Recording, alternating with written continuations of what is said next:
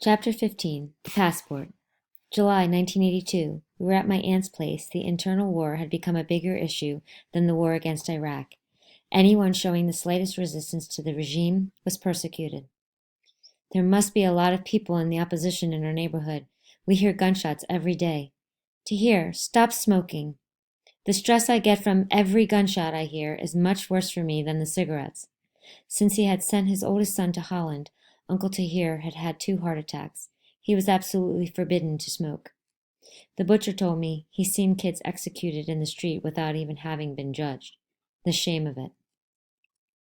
When I think about it, I'm glad that my son is safely abroad. But with the borders closed, how am I ever going to see him again? The borders were closed for 3 years between 1980 and 1983. How many times did I say to my wife, "Come on, let's join him"? She didn't want to. She invoked her country, her family, etc., etc. Anyway, I'm already 59, but those poor 20-year-olds who get slaughtered, they kill me. They kill me. My Uncle Tahir was so sad that it hurt to look at him. No one dared say a word. Some days later. What are you thinking? About Tahir. His son leaving has done him in. I've never seen him like that. Can you imagine a 13, 14-year-old child alone in a country where he doesn't even speak the language? At 14, you don't need your parents anymore. Get real. Up to a certain age, you need your parents. Then later, they need you. You'd be better off without nail polish. You could get arrested. I'll put my hands in my pockets. Pretty stubborn girl, huh? Where do you suppose she gets that? Sometimes it scares me how blunt she is. It'll help her later on. You'll see. I am so lucky to be married to a man like you. You're so sensitive, the kindest man on earth. How can you be insensitive to the woman you love? Ring, ring. It always rings at the wrong time. Good Lord! Again? What? Uncle Tahir had just suffered his 3rd heart attack. We were off to the hospital. Red Crescent trucks were pulled up in front of the hospital, calling for people to give blood for the war wounded. There were so many of them. Give blood! Give blood! Give blood! I felt both angry and embarrassed. Once inside the hospital, I felt even worse. I'm looking for Mr. Talishi's room. Talishi? That's 342, 3rd floor at the end of the hall to the right.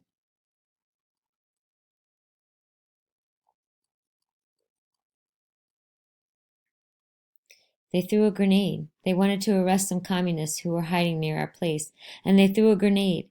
Tahir couldn't deal with it. When I came into the living room, he was lying on the floor. He needs open heart surgery, but they're not equipped here. They told me that he has to be sent to England. To do that, he needs a permit. They gave me the name of the hospital director. If he agrees, Tahir will get a passport so he can go. Since the borders were closed, only very sick people, if they got a permit from the health ministry, were allowed to leave.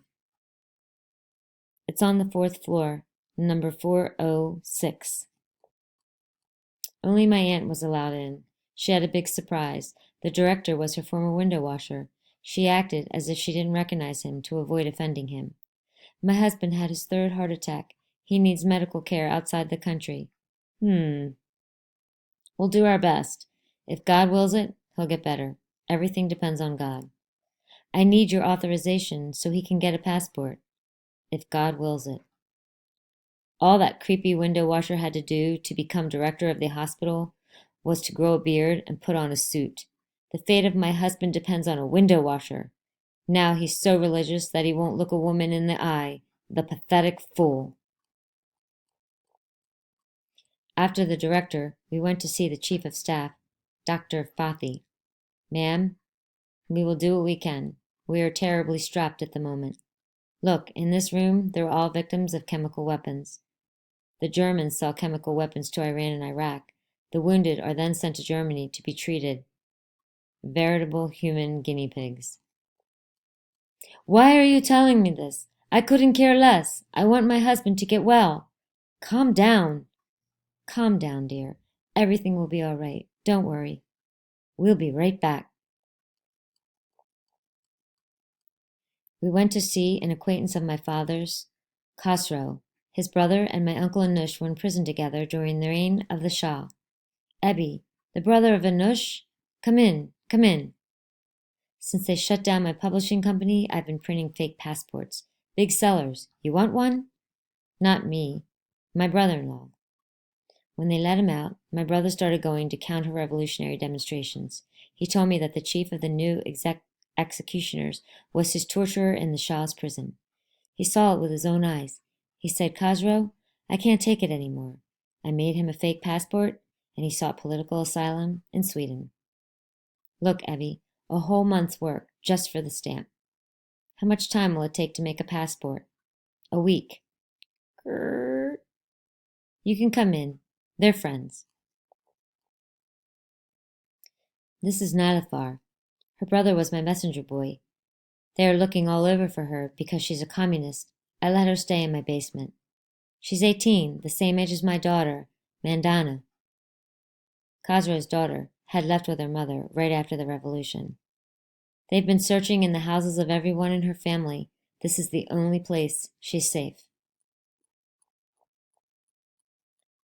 After negotiating a price, the equivalent of about $200, Khosrow agreed to make a passport in 5 days. We went back to the hospital feeling a little better. So, I saw Khosrow. He can make a passport for Tahir by Wednesday. He's come too. He wants to see you. See, it's not the cigarettes that did it. It was that damn grenade. Don't upset yourself. Talk about something else. Look at how little Margie is growing up. One day she'll leave, and you'll see how hard it is to lose your kids. I have only one wish, and that's to see my son again, one last time. 2 days later, Nilafar, the 18-year-old communist, was spotted, arrested, and executed. Khosrow found his house ransacked, fled across the mountains to Turkey, and sought asylum with his brother in Sweden. He never got to make the passport. 3 weeks after these events, Uncle Tahir was buried. His real passport arrived the same day. He never got to see his son.